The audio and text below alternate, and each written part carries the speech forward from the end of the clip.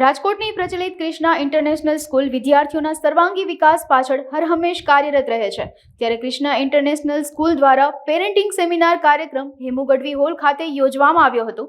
ક્રિષ્ના સ્કૂલના managing trustee Triptiben Gajera, motivational speaker નેહલબેન Gadhvi, રાષ્ટ્રીય પુરસ્કાર વિજેતા વનિતાબેન રાઠોડે દીપ પ્રાગટ્ય કરી કાર્યક્રમનો પ્રારંભ કરાવ્યો હતો. ગુજરાતના જાણીતા મોટિવેશનલ સ્પીકર નેહલબેન ગઢવીએ વાલીઓ અને વિદ્યાર્થીઓને મોટિવેટ કર્યા હતા.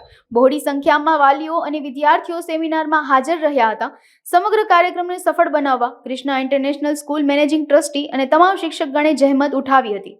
ખાસ કાર્યક્રમમાં એટલા માટે છે કે ખૂબ બધી સ્કૂલો હોય છે, એના જુદા જુદા પ્રયાસો હોય છે કે બાળકને શું કરાવવું. ક્યારેક સ્કૂલોને મહાન થવું હોતી હોય છે, એટલા માટે બાળકોને ભણાવતા હોય છે. ક્યારેક એમને કશું પોતાનું નામ કરવું હોય છે, સફળતાની દોડ હોતી હોય છે. એની વચ્ચે અમુક સ્કૂલો એવી પણ હોતી હોય છે કે જેને બાળકના ભવિષ્યમાં રસ છે, એની પાસે આવતું બાળક, એની પાસે એનો સર્વાંગી વિકાસ થાય, એને કુદરતે જે પણ ક્ષમતા આપી છે એ ક્ષમતાને ઉજાગર કરે. આ એક ડિકોડિંગ કરવાનું કામ છે, એવી બહુ ઓછી સંસ્થાઓ કરી શકતી હોય છે. બાળકમાં શું છે, આજનો વાલી ક્યાં મૂંઝાય છે, કારણ કે યુગ કોમ્પિટિશનનો છે અને આપણે એની કોમ્પિટિશનમાં એવા મૂકવાના પણ નથી જેથી કરીને બાળકને ડિપ્રેશન આવી જાય. એટલે બે પેરેલલ આંખ તમારે રાખવાની છે. આખો સમાજ છે એ રાહુ કેતુનો સમાજ ન હોઈ શકે. એની વચ્ચે આપણે એને સંસ્કૃતિ રાખવાની, એના સંસ્કારે રાખવાના, બાળકનું બાળપણ ન હોઈ જાય, એની યુવાનીને કાંઈ ન થાય અને તેમ છતાં એને ભવિષ્ય સમજાય, એની સિરિયસનેસ સમજાય કે આવતા દિવસોમાં કેટલા કપરા કાળમાં મારે પસાર થવાનું છે, એની ચિંતા પણ એને પેરેલલ કરાવવાની અને પછી એ સમજાવવાનું કે બેટા જીવન બહુ મજાનું છે, સરળતાથી જીવી શકાય એમ છે. એટલે ખૂબ બધા પ્રશ્નો એક ઉંમરમાં એક સાથે આવતા હોય. એવી વખતે આવા કોઈ સેમિનાર થાય કે જેમાં વાલી અને બાળકને બેસાડવાના, કારણ કે અત્યારે સૌથી મોટી સમસ્યા એ છે કે વાલી અને બાળક બેસતા નથી સાથે. એ વખતે તો આ ક્રિષ્ના સ્કૂલે તો એક મીડિયમ બન્યું છે, બ્રિજ બન્યું છે કે ઓકે, તમારી પાસે બેસવાની જગ્યા નથી, અમે તમને પ્લેટફોર્મ આપે. તમે કોફી પીવા સાથે નથી જઈ શકતા બાપ દીકરો, ચલો અમે તમને જગ્યા આપી છે. સો મા બાપ વચ્ચેની એક સેલોટેપ બનવાનું, એક ફેવિકોલ બનવાનું કામ છે એ આ સંસ્થા કહે. તો સ્વાભાવિક છે એક શિક્ષક તરીકે, એક નાગરિક તરીકે અને એક વક્તા તરીકે અને એક સામાજિક કાર્યકર તરીકે હું આ વાતને અઢળક વધાઈ આપું છું અને આનંદ વ્યક્ત કરું છું કે ચાલો રવિવારે રાજકોટમાં ભરબપોરે કેટલી ચિંતા હશે કે આટલા બધા માણસો હેમુ ગઢવી હોલ આખો ભરી દીધો છે.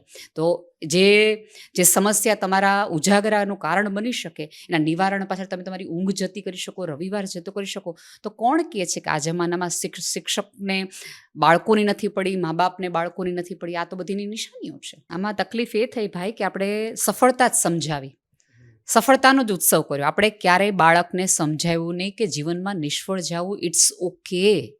તો જીવનમાં આપણે જીવનને જીતવા નહીં, જીવવા માટે પૃથ્વી પર આવ્યા છે, એ આપણે સમજાવી શક્યા નહીં. અને આ સમજણ આપણે બાળકને નહીં, વાલીને આપવાની છે. માફી એકચ્યુઅલી વાલીએ માગવાની હોય કે બાળકને એની સફળતા, એના માર્ક્સને, એના સર્ટિફિકેટને વધુ પ્રાધાન્ય આપ્યું, બાળકના જીવન કરતાં પણ વધુ. ક્યારેક આપણા દ્વારા બોલાયેલા એવા ઇમોશનલ વાક્યો છે જે વાક્ય કદાચ આ યુવાન હૃદય, યુવાન મન ન સમજી શકે. અને સાથે પેરેલલ આપણે બાળકોને એટલા આળાઈ ન બનાવવા જોઈએ કે તમારા બે વાક્યો એને બારણું બંધ કરી દેવાનું મન થાય. એટલે તમારે હૃદય અને મન બંનેનો ઉપયોગ કરી, માં છે એ હૃદયનું કામ કરે, પિતા છે એ મનનું કામ કરે, એ બંનેના કોમ્બિનેશનથી તમે બાળ ઉછેર કરો તો તમારે ક્યારેય આવી સમસ્યાઓ તરફ ન જવું પડે. તકલીફ એ છે કે બાળક કોઈને કહી શકતું નથી કે ભાઈ મારે નહીં માર્ક આવી શકે, હું અમારાથી નહીં કરી શકાય. સી, મોટિવેશનનો અર્થ એ નથી કે જે તમે નથી કરી શકતા એ તમારે ગમે એમ કરી ના, યુ કેન ડુ ઇટ. એવું હંમેશા 365 દિવસમાં દરેક વખતે શક્ય નથી બનતું.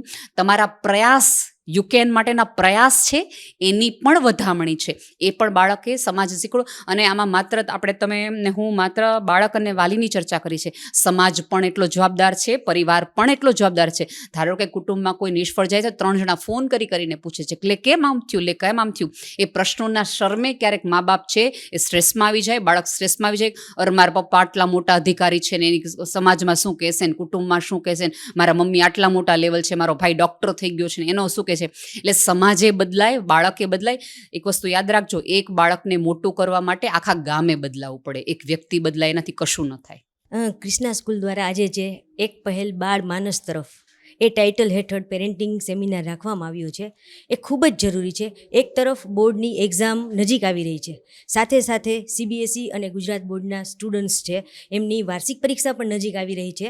આ ક્ષણે વિદ્યાર્થીઓ, વાલીઓ અને ટીચર્સ પણ બધામાં એક સૂત્રતા જળવાઈ રહે, પોતાના બાળકોને સમજે, પોતાના સ્ટુડન્ટને સમજે, એના માટે આ સેમિનાર ખાસ કરીને આ ફેબ્રુઆરી મહિનામાં ખૂબ જ જરૂરી છે. એને લીધે બાળક વિદ્યાર્થી જે છે એ વાલીઓ અને ટીચર્સ ત્રણેયનો જો ત્રિવેણી સંગમ સર્જાય તો જ સારું પરિણામ આવે અને આપણા ભારત દેશને એક સારો ડૉક્ટર, એન્જિનિયર, સીએ કે બિઝનેસમેન નહીં પણ એક સારો નાગરિક મળે એવા અમારા ક્રિષ્ના સ્કૂલના પ્રયત્ન છે.